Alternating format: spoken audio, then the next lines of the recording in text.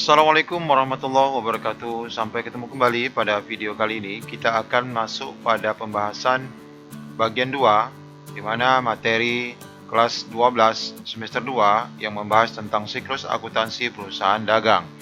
Kita sudah membahas tentang karakteristik perusahaan dagang. Kita sudah membahas tentang 9 contoh transaksi-transaksi perusahaan dagang yang dicatat di dalam jurnal umum. Pada bagian 2 ini kita akan membahas tentang jurnal khusus perusahaan dagang, di mana kita akan membahas terlebih dahulu tentang jurnal pembelian dan pengeluaran kas. Mari kita awali dengan membaca doa. Bismillahirrahmanirrahim. Baik, seperti biasa nanti materi ini akan dapat di-download oleh anak-anak. Pastikan mendengarkan penjelasan dengan seksama karena nanti passwordnya akan Bapak selipkan pada saat menjelaskan materi ini. Baik, ini peta konsep yang akan kita bahas dan yang sudah kita bahas pada bab pencatatan akuntansi perusahaan dagang.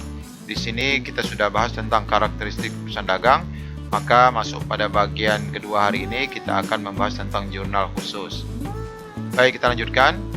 Nah, ini materi-materi yang akan kita bahas pada hari ini adalah tentang jurnal khusus perusahaan dagang. Nah, secara umum mari kita lihat apa itu jurnal khusus.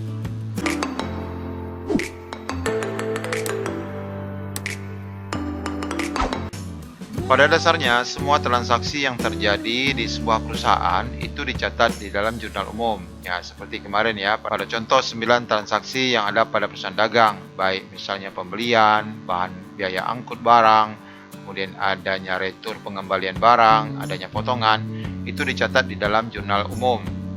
Namun oleh karena transaksi akuntansi dalam perusahaan dagang lebih kompleks, maka perlu jurnal khusus untuk mencatatnya, di mana terdiri dari 4 jurnal ya, yakni jurnal pembelian, jurnal pengeluaran kas, jurnal penjualan, dan jurnal penerimaan kas.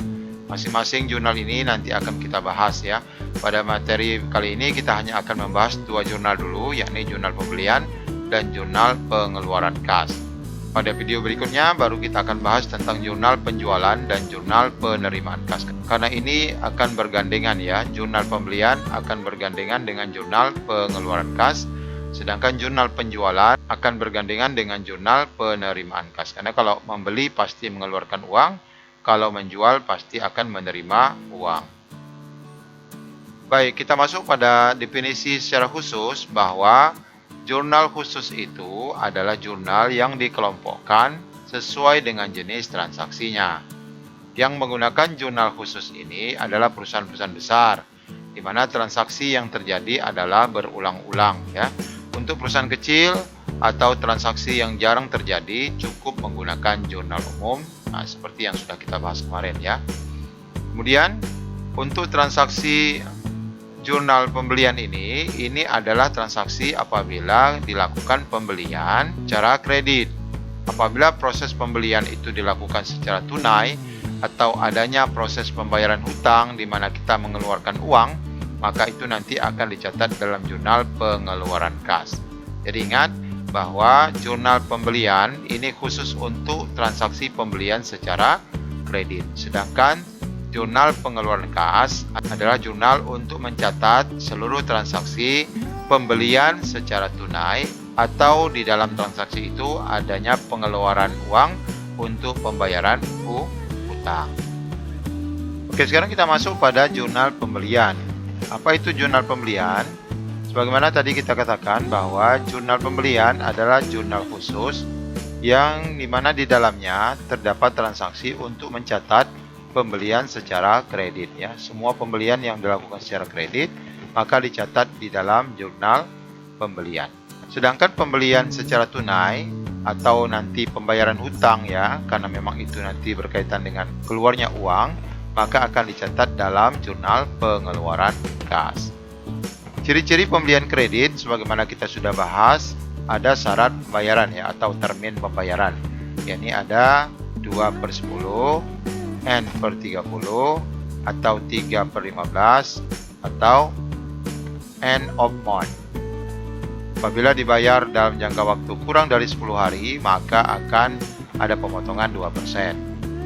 Selama-lamanya dibayar di akhir bulan.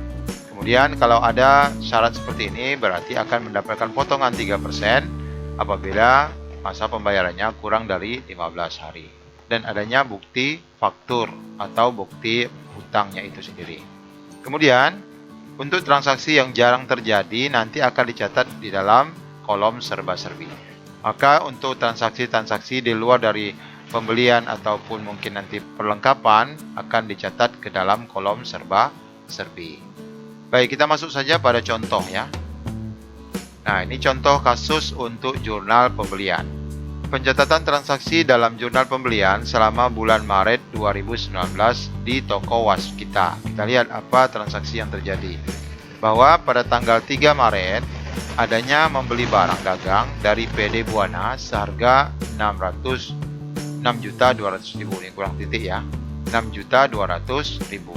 Syarat pembayarannya adalah kalau PT Buana membayar nanti kurang dari 15 hari akan mendapat potongan 2%. Dan ini tercatat dalam faktur nomor 1. Bagaimana cara mencatat di dalam jurnal pembeliannya? Yang jelas di sini adalah tanggal 3 ya. Di sini tanggal 3. Di sini keterangannya adalah PD Buana sebagai nama perusahaan yang bertransaksi. Kemudian karena kita membeli barang dagang, maka kita catat 6.200.000 itu di dalam kolom pembelian ya, pembelian. Oleh karena ini adalah masih dalam keadaan belum dibayar karena kita membeli dalam keadaan hutang ya, maka kita akan mencatat di sini di dalam kreditnya adalah hutang dagang sebesar 6.200.000. Ini pencatatan di dalam jurnal pembelian. Lalu kita lihat transaksi yang kedua, yakni pada tanggal 5 kita membeli lagi peralatan sebesar 2.250.000 dari toko Andika. Nah, ada juga syarat pembayarannya karena memang hutang. Ini 2/10 N/30. Kita masukkan ke dalam catatan jurnal pembeliannya di tanggal 5, yakni pada toko Andika kita telah membeli peralatan. Maka karena peralatan ini tidak ada dalam kolom pembelian dan perlengkapan, maka kita catat di dalam kolom serba-serbi. Berapa nominalnya? 2.250.000. Karena ini juga sistemnya masih utang, maka kita catat sebagai pencatatan utang dagang sebesar 2.200.000. Kemudian transaksi ketiga, kita ada membeli barang lagi dari CP Purnama seharga 4 juta dengan syarat 3/10 N/30. Ini sebagai faktor nomor 2. Ini berarti kalau dalam jangka waktu 10 hari kita dapat membayar, nanti akan potongannya 3%. Kita catat dalam jurnal pembelian di tanggal 12 terhadap CP Purnama kita ada membeli barang sebesar 4 juta dan itu adalah masih hutang ya. Kita masukkan ke dalam utang dagang sebesar 4 juta. Kemudian transaksi yang keempat, pada tanggal 13-nya membeli lagi perlengkapan secara kredit juga dari Yudi Dahlia sebesar 750.000. Dan kita masukkan ke dalam pencatatan jurnal pembelian tanggal 13 dari UD Dahlia. Karena ini ada kolomnya perlengkapan, kita masukkan di sini 750.000. Lalu karena ini juga dibeli secara kredit, kita akan catat juga di dalam utang dagang di posisi kredit.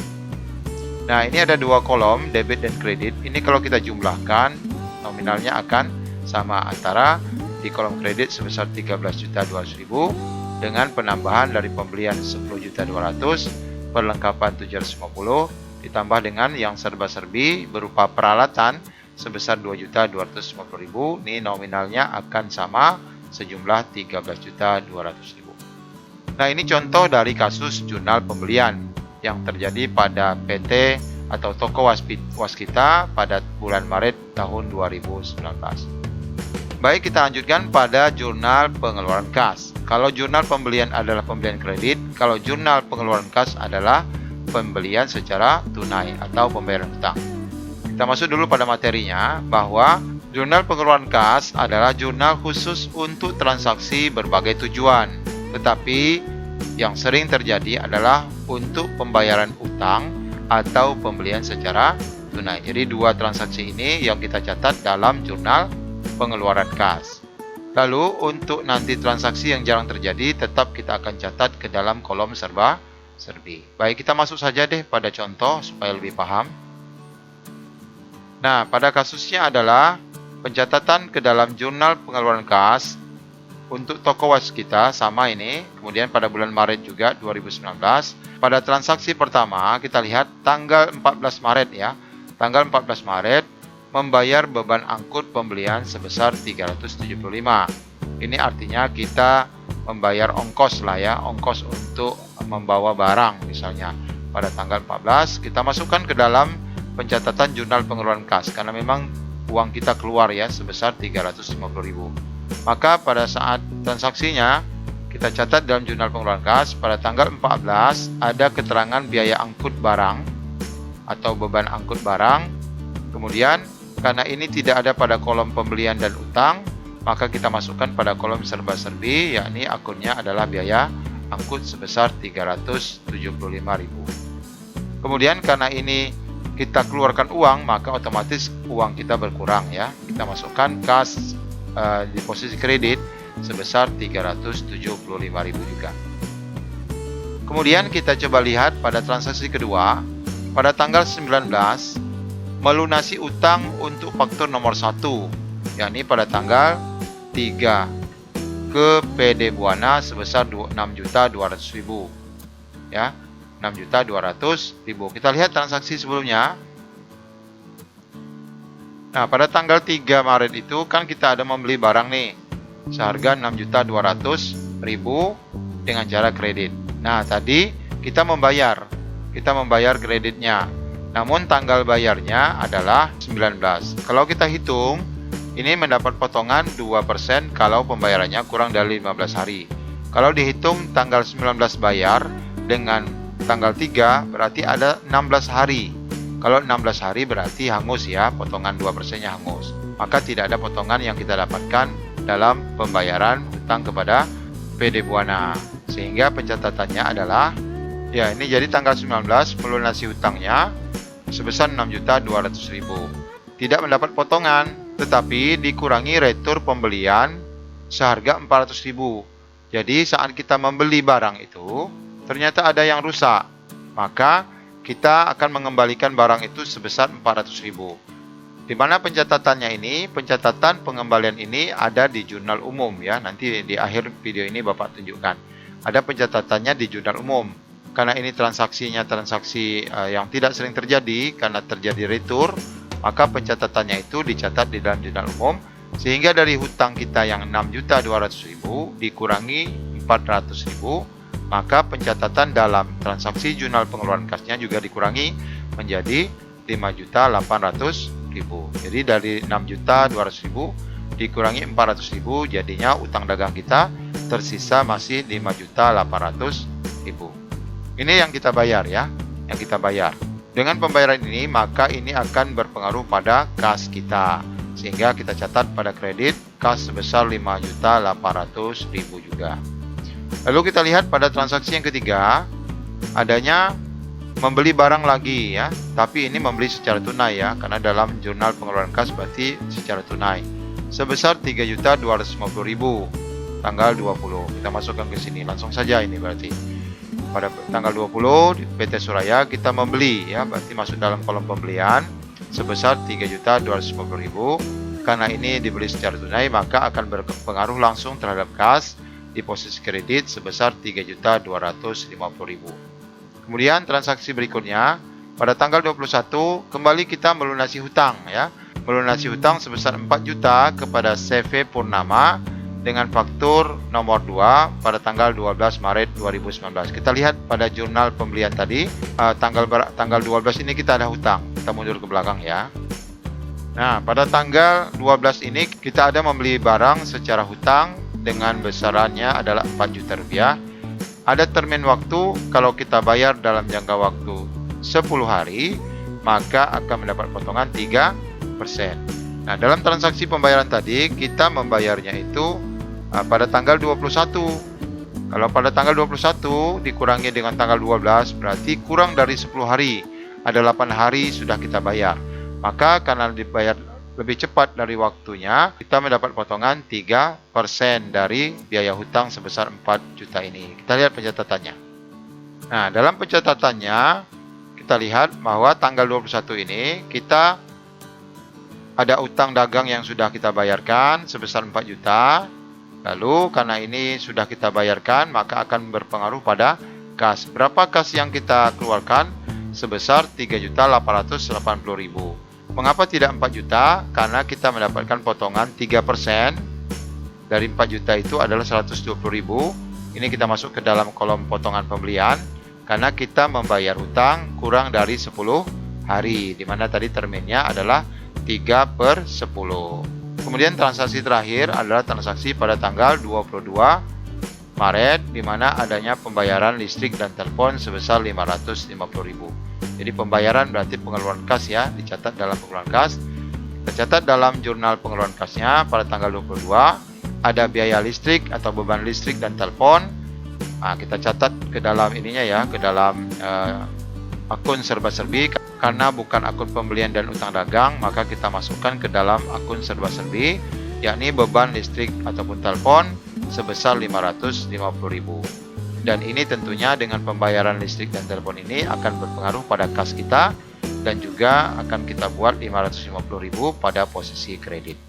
Nah, sama halnya kalau ini kita jumlahkan antara kredit kas dan kredit potongan pembeli, akan sama jumlahnya dengan yang ada pada debit, baik itu yang ada di akun serba-serbi maupun yang ada di akun utang dagang dan akun pembelian. Baik anak-anak sekalian, ini saja penjelasan tentang jurnal pembelian dan jurnal pengeluaran kas. Nah, ini adalah catatan jurnal umumnya tadi, di mana pada tanggal 3 adanya retur ya terhadap barang yang rusak sebesar 400.000. Nah, inilah yang tadi menyebabkan uang hutang yang harusnya kita bayar 6.200.000 dikurangi 400.000, sehingga hutang yang akhirnya kita bayar hanya berjumlah 5.800.000. Nah, ini contoh jurnal umum ya. Jurnal umum ini adalah jurnal yang singkat saja. Utang dagang dikurangi 400.000 terhadap retur pembelian 400.000. Jadi hanya ada 2 kolom saja ya. Sedangkan dalam jurnal khusus ada beberapa kolom untuk mencatat transaksi yang cukup banyak. Mudah-mudahan ini dapat dipahami dengan seksama. Pastikan video ini dapat diulang-ulang kembali untuk ditonton. Dan bagi yang ingin mendapatkan materinya, silakan mendownload dan pastikan tadi mencatat password yang sudah Bapak berikan. Sampai ketemu pada video berikutnya tentang jurnal penjualan dan jurnal penerimaan kas. Assalamualaikum warahmatullahi wabarakatuh.